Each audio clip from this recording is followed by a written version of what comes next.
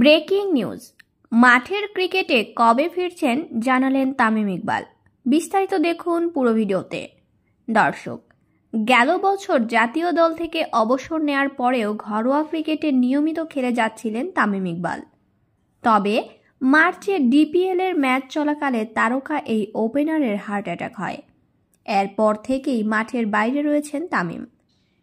তখন থেকেই ধারণা করা হচ্ছিল তার মাঠে ফিরতে আরও লম্বা সময় লাগবে। এবার তামিম নিজেই তার ফেরার সময় জানালেন। বিপিএলের আগেই ব্যাট হাতে ফিরছেন তিনি। সম্প্রতি এক গণমাধ্যমকে তামিম বলেন, বিপিএল খেলার চেষ্টা করব। আমি প্রস্তুতি শুরু করেছি, জিমে অন্য কাজগুলো করছি। ব্যাটিং শুরু করতে কিছুদিন সময় লাগবে, কিন্তু চেষ্টা করব বিপিএল থেকে ফেরার। বিপিএলের আগে মাঠে গড়াবে এনসিএল টি টুর্নামেন্ট। বিপিএলের আগে মাঠে গড়াবে এনসিএল টি20 টুর্নামেন্ট। এজন্য এনসিএল এর কয়েকটা ম্যাচ খেলার কথাও ভাবছেন তামিম।